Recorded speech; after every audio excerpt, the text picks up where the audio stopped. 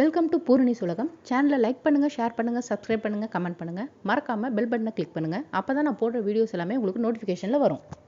ரொம்ப ஈஸியாக சால்னா எப்படி பண்ணுறதுன்னு பார்க்கலாம். ஒரு பாத்திரத்தில் 2 டீஸ்பூன் அளவுக்கு ஆயில் விட்டு ஹீட் பண்ணிடலாம். இதில் ஒரு பட்டை, 2 ஏலக்காய், 1 கிராம்பு, 1 அன்னாசிப்பூ சேர்த்துக்கலாம். இது கூட 1.5 டீஸ்பூன் அளவுக்கு சோம்பு சேர்த்து நல்லா வதக்கி விட்டுறலாம்.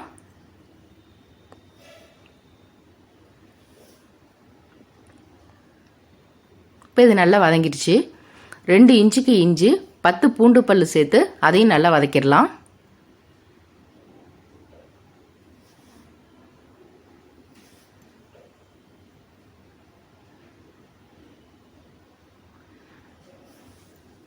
இது நல்லா வதக்கிடலாம். அப்போ தான் பச்சை வாசனை இல்லாமல் குருமா நல்லாயிருக்கும்.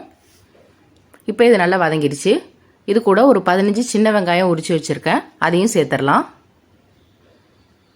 இது நம்ம வதக்கிட்டு அரைக்க போகிறதுனால தான் சின்ன வெங்காயத்தை உரித்து முழுசாகவே சேர்த்துருக்கேன், கட் பண்ண தேவையில்லை.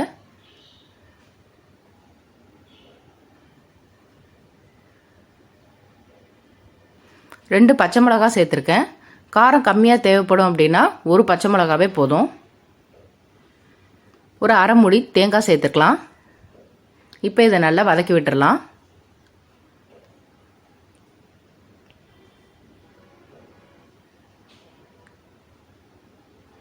இப்போ இது நல்லா வதங்கிடுச்சு.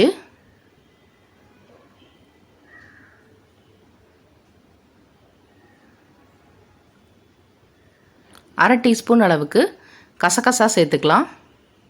இப்போ இதையும் இது நல்லா வதக்கிடலாம். ஆற வச்சுட்டு ஒரு ஜாரில் சேர்த்துடலாம். 5 முந்திரி பருப்பு கொஞ்சமாக தண்ணி சேர்த்து அரைச்சி எடுத்துடலாம். முந்திரி பருப்புக்கு பதிலாக பொட்டுக்கடலை வேணாலும் சேர்த்துக்கலாம். இது இருக்கட்டும். ஒரு பாத்திரத்தில் 2 டீஸ்பூன் அளவுக்கு ஆயில் சேர்த்து ஹீட் பண்ணிக்கலாம். இதில் ஒரு பிரிஞ்சி இலை மட்டும் சேர்த்துக்கலாம். கொஞ்சமாக கருவேப்பிலை சேர்த்து தாளித்து விட்டுறலாம்.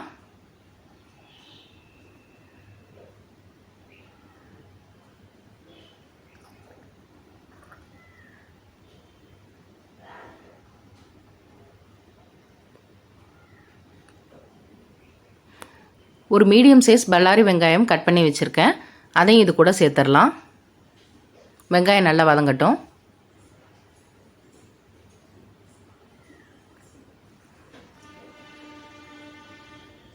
வெங்காயம் நல்லா வதங்கிடுச்சு. இப்போ இது கூட ஒரு பெரிய சைஸ் தக்காளி எடுத்து கட் பண்ணி வச்சுருக்கேன், அதையும் சேர்த்துக்கலாம். கொஞ்சமாக உப்பு சேர்த்துக்கலாம். தக்காளி இருக்கிற இடமே தெரியாத அளவுக்கு நல்லா வதங்கி வரணும். ஒரு 2 மினிட்ஸ் நல்லா இதை வதக்கிடலாம். தக்காளி நல்லா வதங்கிடுச்சு. 1/4 டீஸ்பூனுக்கு கம்மியாக மஞ்சள் தூள் சேர்த்துக்கலாம். 1/4 டீஸ்பூன் அளவுக்கு ஜீரகத்தூள் சேர்த்துக்கலாம். 1 டீஸ்பூன் அளவுக்கு மிளகாய்த்தூள் சேர்த்துக்கலாம். நான் இன்றைக்கி நார்மல் மிளகாய்த்தூள் தான் சேர்க்குறேன். 3/4 டீஸ்பூன் அளவுக்கு மல்லித்தூள் சேர்த்துக்கலாம். மிளகாய்த்தூளை விட மல்லித்தூள் கொஞ்சம் கம்மியாக தான் சேர்க்கணும். 1/4 டீஸ்பூன் அளவுக்கு கரம் மசாலா சேர்த்துக்கலாம்.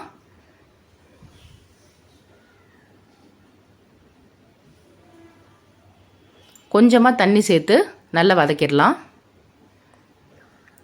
இட்லி, தோசை, பூரி, சப்பாத்தி எல்லாத்துக்குமே ரொம்ப சூப்பரான காம்பினேஷன் இது. ரொம்ப ஈஸியாகவும் செஞ்சிடலாம்.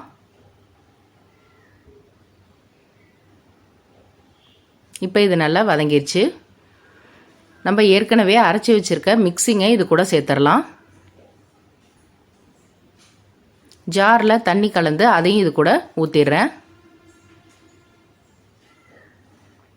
இப்போ இதை நல்லா மிக்ஸ் பண்ணி விட்டுடலாம்.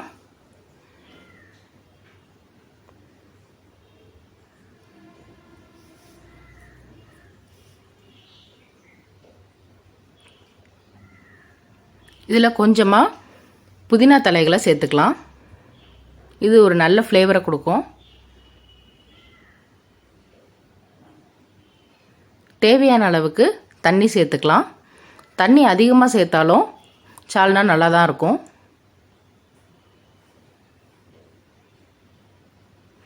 அவ்வளோதான். இதை மூடி போட்டு ஒரு 10 நிமிஷம் ஹை ஃப்ளேமில் ஹீட் பண்ணிடலாம்.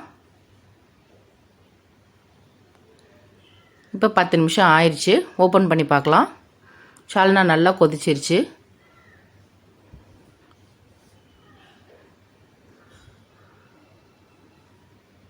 இப்போ டேஸ்ட் பண்ணி பார்க்கும்போது புளிப்பு எனக்கு கொஞ்சம் கம்மியாக இருக்குது. அதனால் நான் கொஞ்சமாக லெமன் ஜூஸ் இது கூட சேர்த்துக்கிறேன். உங்களுக்கு புளிப்பு கரெக்டாக இருந்ததுன்னா லெமன் ஜூஸ் சேர்க்க தேவையில்லை. பச்சை பட்டாணி, வெள்ளை கொண்டக்கடலை, மீல் மேக்கர், முட்டை எது வேணாலும் இது கூட சேர்த்துக்கலாம், நல்லாயிருக்கும். நான் இன்றைக்கி இது கூட அவிச்ச முட்டையை சேர்த்துருக்கேன்.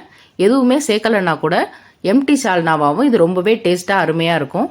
நீங்களும் வீட்டில் கண்டிப்பாக பண்ணி பாருங்கள். பண்ணி பார்த்துட்டு எப்படி இருக்குது அப்படின்னு எனக்கு கமெண்டில் சொல்லுங்கள். தேங்க்யூ.